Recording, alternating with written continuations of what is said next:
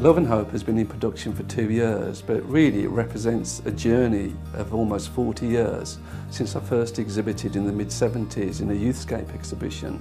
What I've tried to do is to give an exhibition that will not only fascinate those people that have followed my work for many years, but also give a good introduction to people who have seen my paintings for the very first time.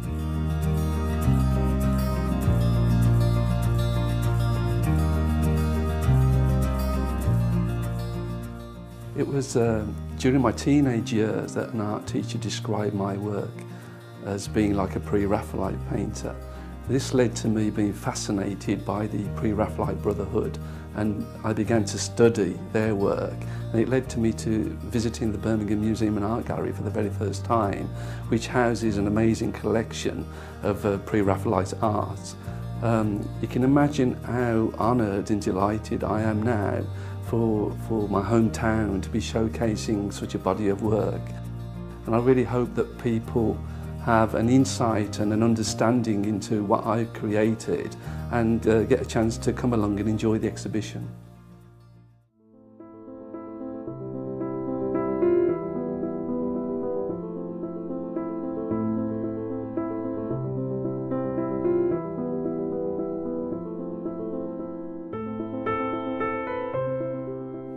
The working man was introduced as more of a reflection of my background and my sort of personal upbringing, sort of growing up in Birmingham on a council estate during the 60s and 70s. It was a way for me to express growing up in the industrial heartlands in many ways, but also it's a universal theme.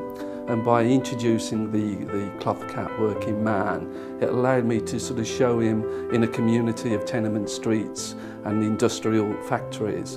And that really has given a link, I think, through to Lowry's work, which is something that I'm extremely proud of.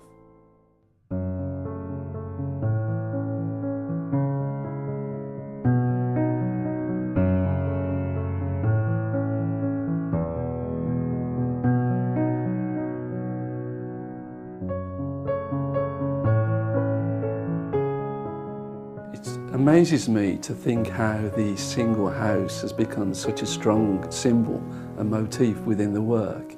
It was many years ago that I pulled the little house from the middle of a tenement street, painted it on the brow of a hill, almost as a symbol of love and the family. Over time, it's become like a sanctuary, a protector from the world outside. And it's something that we can all relate to. It's become a significant image and an icon that I'm really proud of.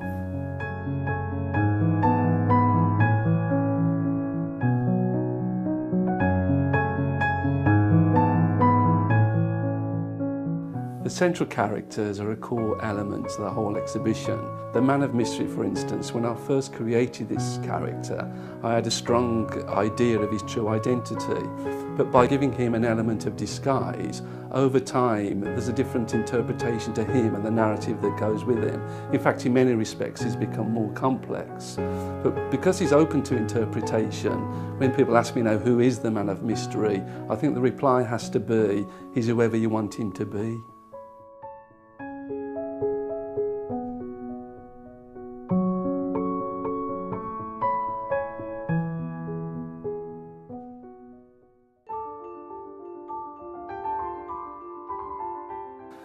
I see the wizard as a benevolent man, a kind-hearted soul who's got special powers in many respects. I hope that you see there is a figure that can lead us out of darkness, and really I like to bring elements of symbolism alongside the narrative.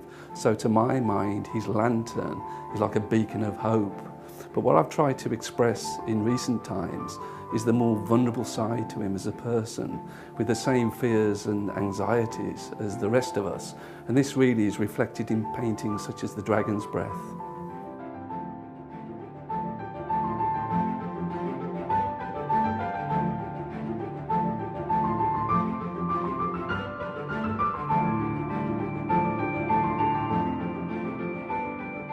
I still fundamentally see myself as the young figurative painter who aspired to dedicate his life to art. I feel very fortunate to be able to offer such a diverse and personal expression of my ideas and inspirations. It's like opening a door to the imagination and expressing to the world what you see on the other side.